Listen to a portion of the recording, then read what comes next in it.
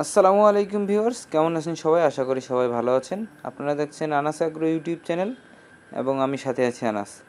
তো আজকে আমি আপনাদের জানাবো যে বর্ষাকালে আপনারা চীনা হাঁসের যত্ন কিভাবে নেবেন, কিভাবে চীনা হাঁসগুলোকে রাখলে আপনাদের কোনো ক্ষতি হবে না, চীনা হাঁসগুলি মারা যাবে না। তো চীনা হাঁসের ঠান্ডা লাগার প্রবণতাটা একটু বেশি থাকে বর্ষাকালে।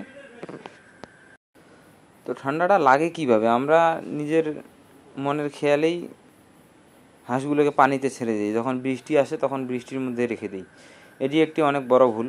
আমিও আজকে ছেড়ে দিয়েছি হাঁসকে শুধুমাত্র আধা ঘন্টার জন্য, ওদের যাতে গোসল করে ওদের পাখাগুলো ক্লিয়ার করে নিতে পারে। এই যে দেখুন সবাই কত সুন্দর, যাদের মোল্টিং হচ্ছে তাদের জন্য আরও অনেক সুবিধা হয় শরীরটা একটু ভিজায় নিলে।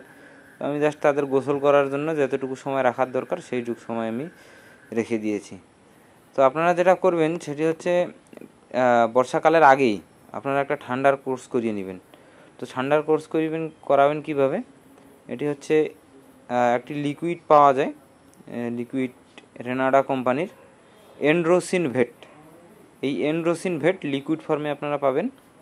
তো এই মেডিসিনটা আপনারা 1 লিটার পানিতে 1 ml দিয়ে, 1 লিটার পানিতে 1 ml দিয়ে আপনারা ওই পানিটা সকালে যদি দেন তাহলে দুপুর পর্যন্ত রেখে দিবেন, আর যদি দুপুরে দেন তাহলে সন্ধ্যা পর্যন্ত রেখে দিবেন।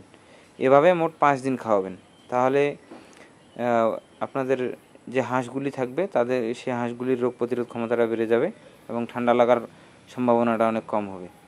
মূলত চীনা হাঁসের ঠান্ডা থেকেই যত প্রকার রোগ হয়। তো হঠাৎ বর্ষাকালে হঠাৎ ঠান্ডা পড়ে যায়, যেদিন বৃষ্টি হয় দেখা গেল যে 1-2 দিন টানা বৃষ্টি হলে মোটামুটি ভালোই ঠান্ডা কিন্তু পড়ে। তো সেখানেই হাঁসগুলি অসুস্থ হয়ে যায় এবং এই হাঁস অসুস্থ হয়ে গেলে আসলে বাঁচানোটা খুব মুশকিল। তাই অসুস্থ হওয়ার আগেই আপনাদের ব্যবস্থা নিতে হবে। তো ভিউয়ার্স, আজকে আপনাদের জন্য এতটুকুই আমার বলার ছিল। তো চ্যানেলটিকে সাবস্ক্রাইব করে রাখবেন। এই চ্যানেলে চীনা হাঁসের যাবতীয় চিকিৎসা এবং কিভাবে পালন করবেন সব কিছুই প্র্যাকটিক্যালি দেখানো হয়। তো ভিউয়ার্স, আজকে এ পর্যন্তই। আল্লাহ হাফেজ।